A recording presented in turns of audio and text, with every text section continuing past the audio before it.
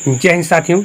आज हम इस वीडियो में महेश्वर के जो 14 सूत्र होते हैं, इसके अलावा संधि क्या होती है, संधि के कितने भेद होते हैं, उनकी परिभाषा, उनके लक्षण और उनके उदाहरण क्या है, एक एक करके साथियों सबके बारे में हम इस वीडियो में डिस्कस करने वाले हैं। यानी पूरी विस्तृत जानकारी, पूरी विस्तृत डिटेल हम आपको इस वीडियो में बताने वाले साथियों कि महेश्वर के 14 सूत्र क्या होते हैं, वे कौन कौन से सूत्र हैं, संधि का अर्थ क्या होता है, संधि किसे कहते हैं, संधि के कितने भेद होते हैं, उनकी परिभाषा क्या होती है और उनके उदाहरण लक्षण क्या हैं, इन सब के बारे में हम जानने वाले हैं। तो चलिए सबसे पहले हम जानते हैं कि महेश्वर के 14 सूत्र कौन कौन से हैं। तो साथियों यहाँ पे देखिए महेश्वर के 14 सूत्र आपको दिए गए हैं। सबसे पहला यहाँ पे आपको दिया गया है आ ई उड़, ये पहला है। दूसरा आपका है री लिक, तीसरा आपका है ए उंग, चौथा आपका है ऐ औच, पांचवा आपका है ह य व रट, छठा आपका है साथियों लड़, और सातवां आपका है ई मड़ नम, आठवां आपका है झ भज, नौवां साथियों आपका गढ़ धस, अगला जब गढ़ दस, अगला खफय छठ चट तव। ठीक है, यहाँ पे ऊपर हम करते हैं, देखिए। तो अगला आपका क्या है खफय ठथ चट तव, ये आपका 11वां है। 12वां है कपय, 13वां साथियों है स सन, और 14वां आपका है हल। तो टोटल आपके कितने, टोटल आपके 14 यानी महेश्वर के जो सूत्र कितने होते हैं, महेश्वर के टोटल 14 सूत्र है, जिसे पाणिनि ने लिखा है। किसे लिखा है, जिसे पाणिनि ने लिखा है साथियों। ठीक है, और हम आगे चलते हैं, आगे हम जानते हैं संधि के बारे में।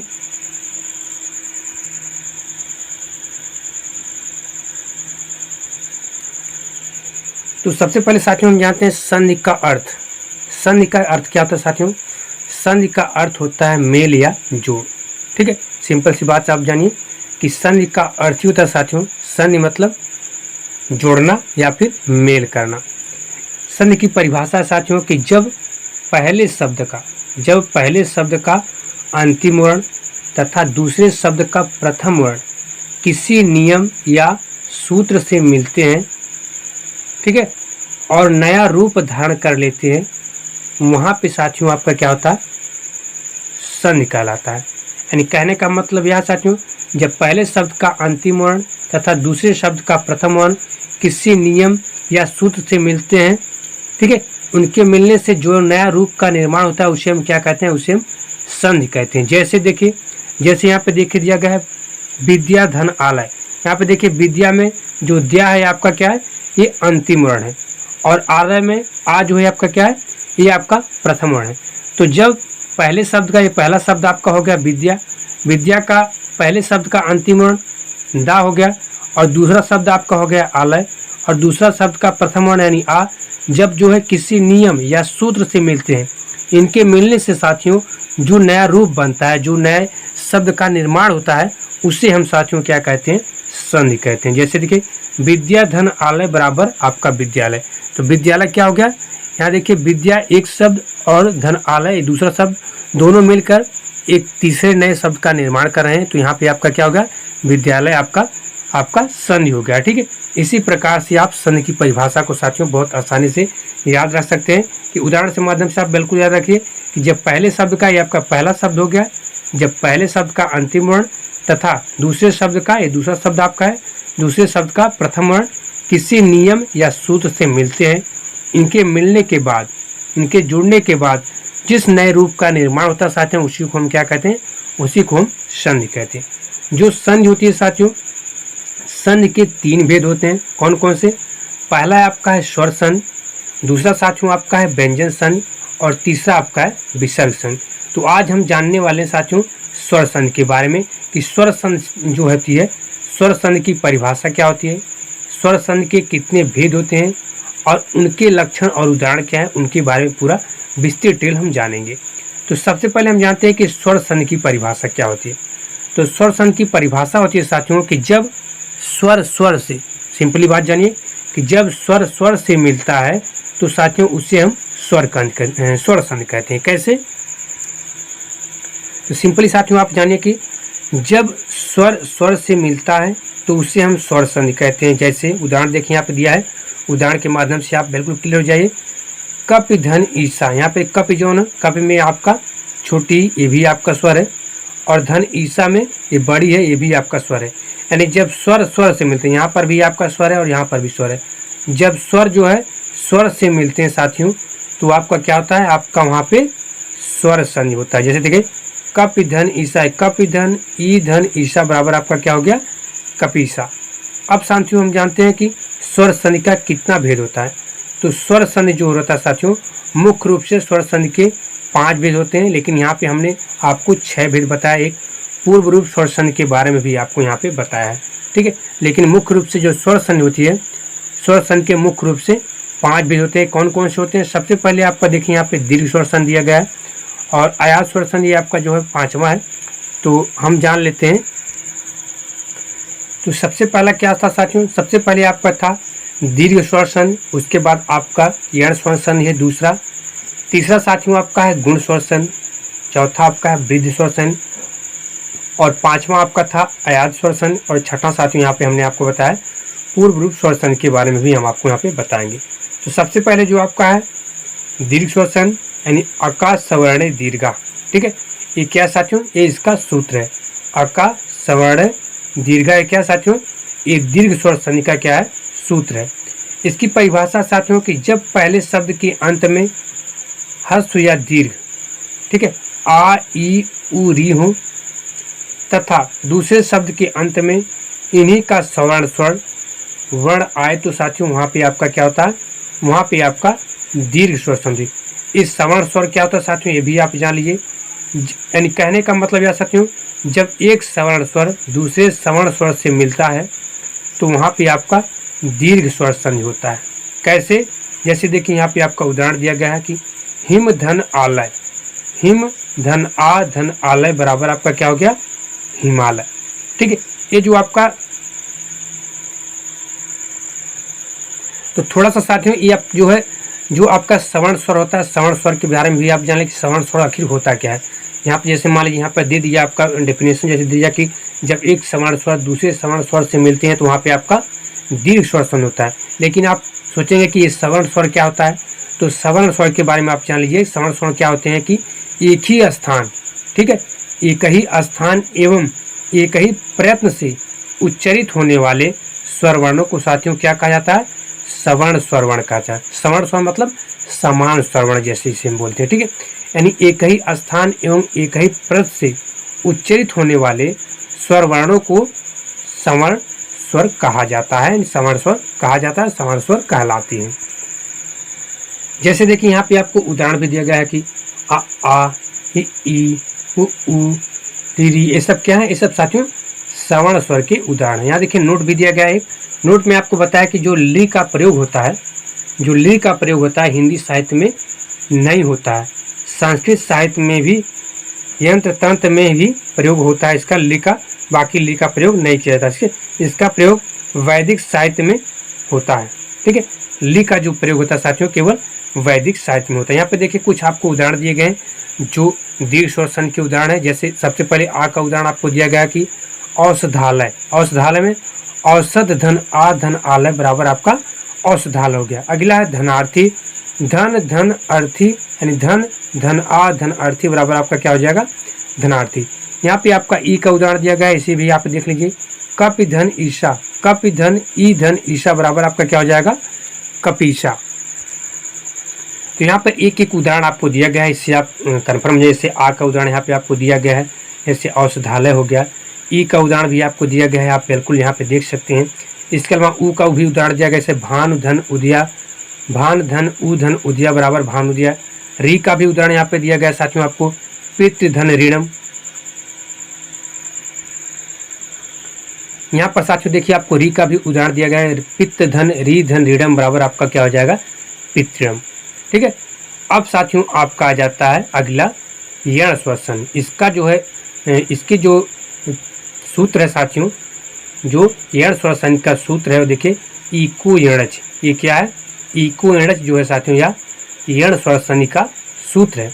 इसकी डिफिनेशन साथियों कि यदि पहले शब्द के अंत में ह्रस्व दीर्घ ई उ री ली आए तथा दूसरे शब्द के प्रारंभ में असमान स्वर वर्ण आए तो ई के स्थान पर या, उ के स्थान पर वा, री के स्थान पर रा और ली के स्थान पर साथियों ला हो जाता है। और ये असमान स्वर वर्ण क्या होते हैं ये भी आप जान लीजिए कि भिन्न भिन्न स्थानों से क्या है। पहले हमने आपको बताया था श्रवण स्वर के बारे में कि श्रवण स्वर क्या होते हैं, यानी एक ही प्रयास एवं एक ही प्रत से उच्चरित होने वाले स्वर वर्णों को हम समान स्वर वर्ण कहते हैं।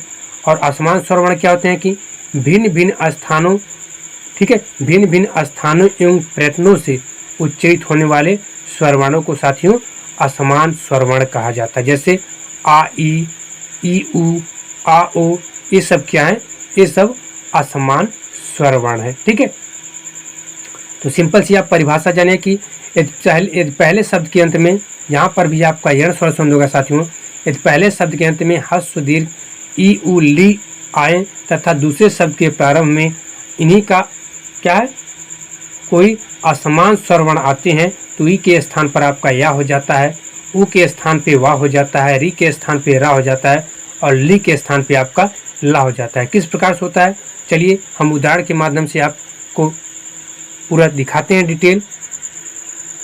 तो यहाँ पे साथियों आपको शॉर्टकट नहीं, पूरा विस्तृत डिटेल यहाँ पे आपको बताया जा रहा है। तो पूरा विस्तृत डिटेल आप देखिए, पूरा कन्फर्म हो जाएंगे कि यहाँ पे आपको शॉर्टकट नहीं बताया जा रहा है, पूरा विस्तृत डिटेल, पूरा विस्तृत जानकारी आपको दिया जाए। इसे आप नोट भी कर सकते हैं, क्योंकि ये आप यदि नोट कर लेंगे तो ये आपको कक्षा 5 से लेकर साथियों लगभग आपके IAS PCS के भी जो क्वेश्चन होंगे, IAS PCS तक भी आपको क्या होंगे, एक काम देंगे जो यहाँ पे हम आपको बता रहे हैं। जैसे देखिए यहाँ पे आपको उदाहरण दिया, सबसे पहले ई का उदाहरण दिया है, प्रतिधन एकम, यानी प्रतिधन ई धन एकम बराबर आपका प्रत्येकम, यानी ई के स्थान पर क्या था, ई के स्थान पर या होने वाला था, तो ई के स्थान पर देखिए आपका या हो गया यहाँ पे।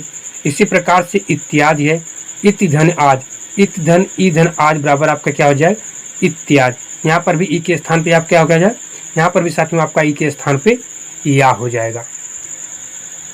अब यहाँ पे साथियों आप उ का उदाहरण देख लीजिए, उ का उदाहरण यहाँ पे देख दिया गया है, सुधन आगतम, यानी साधन उधन आगतम बराबर स्वागतम। यहाँ पे क्या बताया गया था, यहाँ पे आपको बताया गया था कि उ के स्थान पर वाह हो जाएगा, तो यहाँ पर देखिए वाह हो गया है। अब आपका हो गया री, री का उदाहरण हो गया पितृधन आदेशा, यानी पितृधन री धन आदेशा, आपका क्या हो गया, पित्रादेशा, यानी री के स्थान पे क्या हो गया आपका रा हो गया। अब इसी प्रकार से आपका है मात्रादेशा, मातृधन आदेशा, मातृधन री धन आदेश, मातृधन, यहाँ पे देखिए री के स्थान पे आपका रा हो गया, आदेशा बराबर आपका क्या हो गया, मात्रादेशा। ठीक है,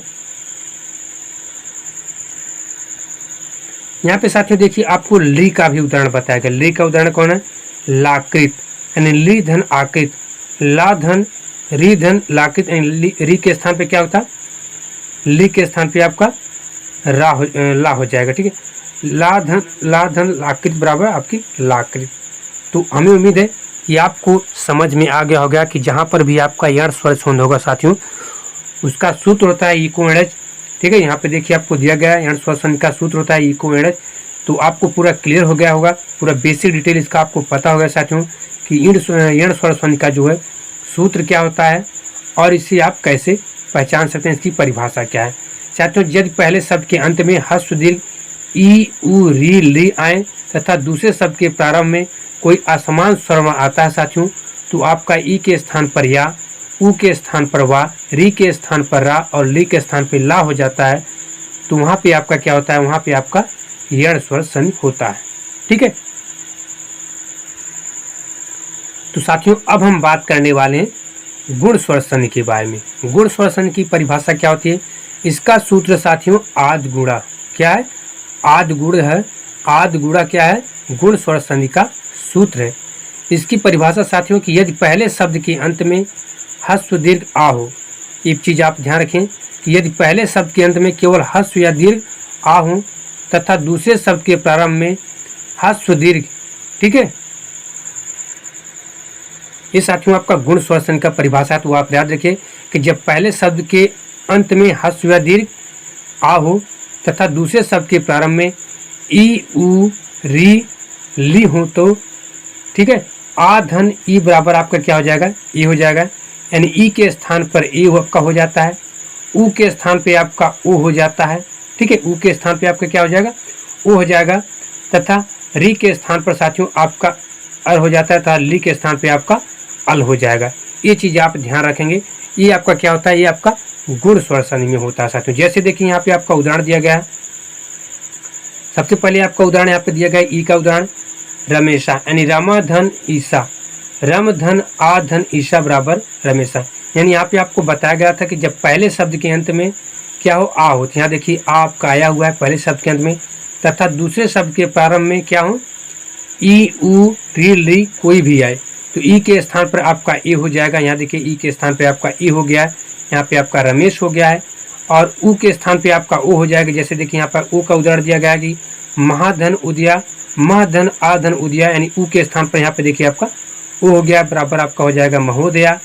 री के स्थान पर आपका क्या हो जाएगा, री के स्थान पर आपका अर हो जाएगा, री के स्थान पर आपका अर हो जाएगा। कैसे, तव धन लिकारा, यहाँ पे देखिए ली का उदाहरण दिया गया है, तव धन लिकारा, तव धन आधन लिकारा बराबर तवल कारा, यानी ली के स्थान पे यहाँ री आपका गलत दिया है, यहाँ पे आपका क्या हो जाएगा, यहाँ पे आपका ली हो जाएगा, यानी ली के स्थान पे अल हो जाता है। और यहाँ पे देखिए आपका री का उदाहरण दिया, री के स्थान पे क्या हो जाएगा, अर हो जाएगा। अगला उदाहरण क्या है, महाधन ऋषि, महाधन आधन ऋषि बराबर महाधन अर्धन ऋषि बराबर महर्षि। यानी सिंपल सी बात आप जान ले सकते हो, गुण श्वसन की परिभाषा यह है। गुण श्वसन को आप किस प्रकार से पहचानेंगे, जहाँ पर भी एक पहले शब्द के अंत में, जैसे यहाँ पे आपका महर्षि दिया गया है, एक पहले शब्द के अंत में यहाँ दो शब्द आपको दिया गया है, एक पहले शब्द के अंत में आपका, ठीक है, आए, क्या है, केवल आए, ठीक, जैसे यहाँ पे आपका आ दिया है, एक पहले शब्द के अंत में आ आए, तथा दूसरे शब्द के प्रारंभ में ई उ री ली आए साथियों, तो ई के स्थान पर आपका ए, उ के स्थान पर ओ, ठीक है, री के स्थान पर अर, और ली के स्थान पर आपका क्या हो जाएगा, अल हो जाएगा। ठीक है, अल का भी उदाहरण यहाँ देखिए, एक आपका री का उदाहरण एक आपको नीचे यहाँ पे दिया गया है। तो ये साथियों आपका था गुण श्वसन। अब साथियों हम जानते हैं वृद्धि श्वसन के बारे में, और वृद्धि श्वसन का सूत्र होता है वृद्धि रेच। क्या होता है, वृद्धि रेच। तो सबसे पहले आप यहाँ पे देखिए, देख लीजिए इसका जो है एच, एच माने एच आपका प्रत्याहार होता है। एच प्रत्याहार क्या है, ए ओ आई ओ, ठीक है, ए है, एच प्रत्याहार के अंतर्गत आपका आता है ए ओ आई ओ। सिंपल सी आप यही जानिए, वृद्धि श्वसन में केवल क्या होगा, ए ओ आई ओ होगा, तो उसके स्थान पर सदा क्या होगा। यहाँ देखिए उदाहरण दिया है, उदाहरण के माध्यम से आप समझ जाएंगे। ठीक है, जैसे यहाँ पे आपका दिया गया है सदा धन एव, ठीक है,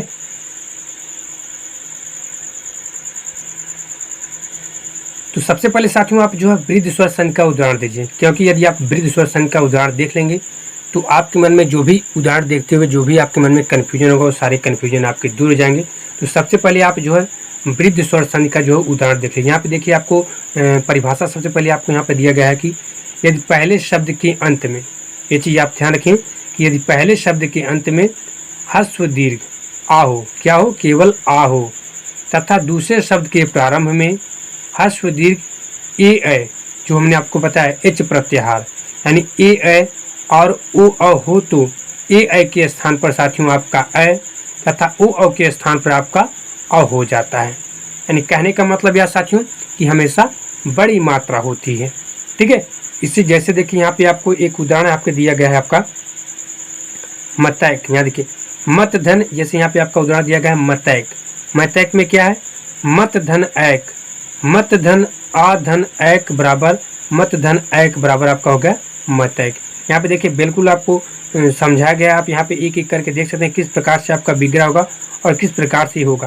यानी कहने का मतलब यह है कि जब जो है पहले शब्द के अंत में केवल ह्रस्व या दीर्घ यानी छोटा या बड़ा आपका एक आ हो, जैसे यहाँ पे छोटा आ आपको दिया गया है, और तथा दूसरे शब्द के प्रारंभ में, ये आपका दूसरा शब्द है, दूसरे शब्द के प्रारंभ में ह्रस्व दीर्घ एच प्रत्याहार आए। एच प्रत्याहार का मतलब ए ऐ और ओ अ हो, तो ए ऐ के स्थान पर ऐ और ओ अ के स्थान पर अ हो जाता है। तो यहाँ पे देखिए आपका दिया गया है, यहाँ पे आ दिया गया है पहले शब्द के अंत में, और दूसरे शब्द के प्रारंभ में आपका ऐ दिया गया है, तो दोनों को मिलाएंगे तो ही आपका ऐ होगा।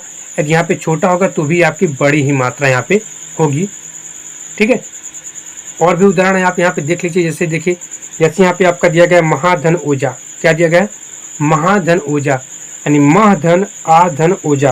यहाँ पे देखिए आ और ओ मिलके क्या हो गए, अ हो गए हैं। तो म धन औजा बराबर आपका क्या हो गया, महौजा।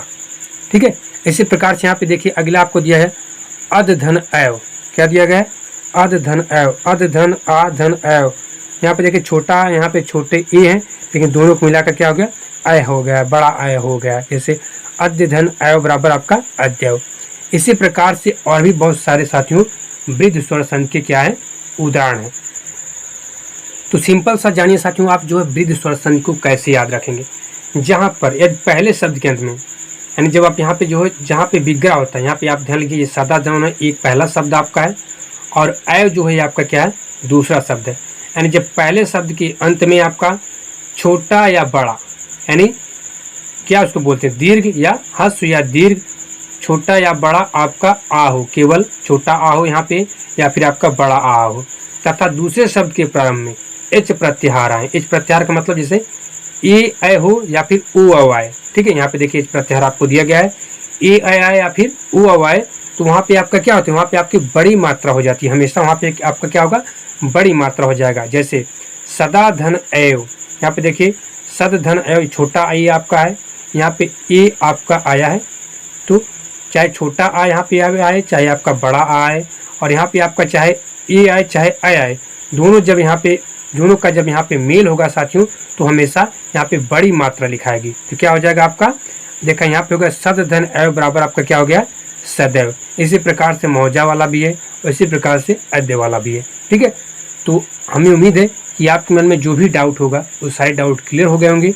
और यदि आपके मन में, इसके अलावा भी यदि आपके मन में कोई डाउट रहता है साथियों, तो आप हमें कमेंट बॉक्स में कमेंट करके पूछ सकते हैं। यहाँ पर साथियों हम जानेंगे अयाद स्वर संधि के बारे में। किसके बारे में हम जानेंगे साथियों, यहाँ पे हम अयाद स्वर संधि के बारे में जानेंगे। इसका सूत्र होता है साथियों ए चो अय वयावा। क्या होता है, ए चो अय वयावा, ए अयाद स्वर संधि का सूत्र है। यहाँ पे देखिए आपको दिया है जो आपका यच प्रत्याहार, यहाँ पर भी आप ध्यान देंगे, ये आपका यच प्रत्याहार होगा। यच प्रत्याहार में क्या होगा, ए ओ ऐ अ होगा। ठीक है, ये आप ध्यान रखेंगे जहाँ पर एच प्रत्याहार आपका होगा। और सबसे पहले हम यहाँ पे इसकी डिफिनेशन आपको समझाते हैं, तब उसके बाद आप यहाँ पे समझ पाएंगे। तो सबसे पहले साथियों आप यहाँ पे इसकी डिफिनेशन, इसकी परिभाषा को आप समझ लीजिए। देखिए यदि पहले शब्द के अंत में एच प्रत्याहार, एच प्रत्याहार का मतलब क्या होगा, ए ऐ उ औ। ठीक है, यहाँ पे देख दिया कि यदि पहले शब्द के अंत में एच प्रत्याहार ए उ ऐ औ के वर्ण हों तथा दूसरे शब्द के प्रारंभ में साथियों कोई भी असमान वर्ण हो, क्या हो, कोई भी असमान वर्ण हो। ठीक है,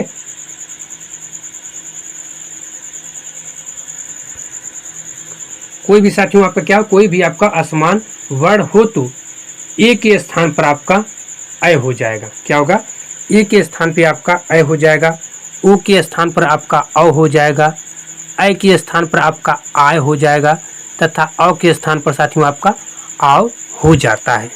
कैसे होगा, उदाहरण भी आप देख लीजिए किस प्रकार से होगा। तो किस प्रकार से आपका ये होगा साथियों, यहाँ पे देखिए उदाहरण दिया, उदाहरण माध्यम से आप बिल्कुल क्लियर हो जाए।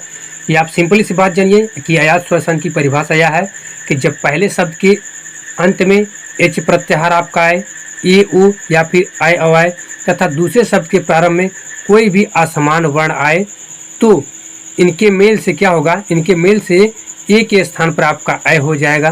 ठीक है, ओ के स्थान पर आपका अ हो जाएगा। ठीक है, ऐ के स्थान पर आपका आय हो जाएगा और अ के स्थान पे आपका आ हो जाता है। कैसे हो जाता है, जैसे देखिए यहाँ पे आपका उदाहरण दिया है, ने धन अनम, ने धन अनम, यानी ना धन ए धन अनम। तो ए के स्थान पर क्या हो जाता है, सबसे पहले हम आपको बताएं कि ए के स्थान पर आपका ऐ हो जाएगा। तो नए ना धन ऐ धन अनम बराबर आपका क्या हो गया, नयनम। ठीक है, इसी प्रकार से अगला आपका उदाहरण है गे धन अका, यानी गा धन ऐ धन अका। गा धन ऐ के स्थान पर आपका क्या हो जाएगा, ऐ के स्थान पर साथियों आपका आय हो जाएगा। आय धन अका बराबर आपका क्या हो जाएगा, बराबर आपका हो जाए गाय का। अगला आपका उदाहरण जैसे दिया यहाँ पे देखिए पो धन अनम, यानी पा धन ओ धन अनम। तो ओ के स्थान पर आपका क्या हो जाता है, ओ के स्थान पर आपका अ हो जाता है। तो पा धन अ धन अनम बराबर आपका पौनम। ठीक है, इसी प्रकार से साथियों और भी बहुत सारे उदाहरण है जो अयाज स्वर संधि के हैं। बाकी आप यदि याद रखेंगे, यदि पहले शब्द के अयाज स्वर संधि की सिंपल सी परिभाषा है, यदि पहले शब्द के अंत में साथियों आपका एच प्रत्याहार आए, एच प्रत्याहार का मतलब यहाँ पे ए उ और आय अवाय तथा दूसरे शब्द के प्रारंभ में आपका, जैसे यहाँ पे आपका दिया पहला शब्द आपका ने है, दूसरा शब्द आपका अनम है। यदि पहले शब्द के अंत में आपका एच प्रत्याहार आता है, चाहे ए उ चाहे आय अवाय तथा दूसरे शब्द के प्रारंभ में आपका कोई भी असमान वर्ण आए, तो इनके मेल से क्या होगा साथियों, इनके मेल से आपका ये होगा कि ए के स्थान पर आपका अय हो जाएगा, उ के स्थान पर आपका अ हो जाएगा और अ के स्थान पर साथियों आपका क्या होगा, अ के स्थान पर आपका आ हो जाएगा और अय के स्थान पर आपका आय हो जाता है। तो वहाँ पे आपका अयाज स्वर संधि होता है। ठीक है, अब साथियों हम जान लेते हैं पूर्व रूप स्वर संधि के बारे में। इसका सूत्र होता है एंगा पदांदति।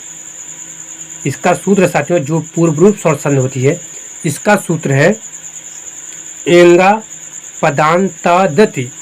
ठीक है, इसकी डेफिनेशन है, इसकी परिभाषा साथियों कि यदि पहले शब्द के अंत में एंग प्रत्याहार, एंग प्रत्याहार के अंतर्गत क्या क्या आएगा, ए और उ आएगा।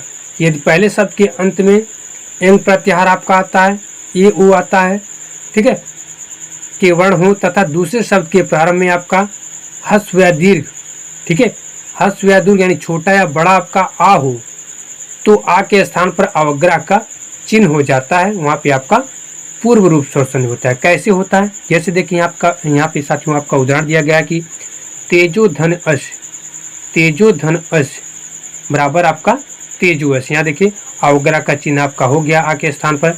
इसी प्रकार से अगला है को धन अप बराबर कु अप, यहाँ पर भी अवग्रह का चिन्ह हो गया है। इसी प्रकार से अगला है हरियव, हरे धन अव बराबर आपका हरियव। ठीक है, इसी प्रकार से क्या होगा, आप सिंपल सी परिभाषा जानेंगे पूर्व रूप स्वर संधि का कि पहले शब्द के अंत में एंग प्रत्याहार के वर्ण हो तथा एंग प्रत्याहार का मतलब ए और उ हो तथा दूसरे शब्द के प्रारंभ में ह्रस्व या दीर्घ यानी छोटा या बड़ा आपका आ हो, तो आ के स्थान पर साथियों आपका अवग्रह का चिन्ह हो जाता है। वहाँ पे क्या होता है आपका, वहाँ पे आपका पूर्व रूप स्वर संधि होता है। तो साथियों यदि आपको हमारी यह छोटी सी डेफिनेशन, छोटी सी परिभाषा आपको अच्छी लगी, जो हमने यहाँ पे जानकारी दी, ये आपके कक्षा 5 से लेकर साथियों आप चाहे इंटर लेवल तक जाएं, हर एक जगह ये आपको काम देगा। तो आप हमारे इस वीडियो को ज़्यादा से ज़्यादा लाइक और शेयर जरूर कीजिएगा। और यदि आपके मन में कोई डाउट है, कुछ आप पूछना चाहते हैं साथियों हिंदी से रिलेटेड, तो आप हमें कमेंट बॉक्स में कमेंट करके पूछ सकते हैं। तो फिलहाल इस वीडियो में इतना ही साथियों, नमस्कार, जय हिंद।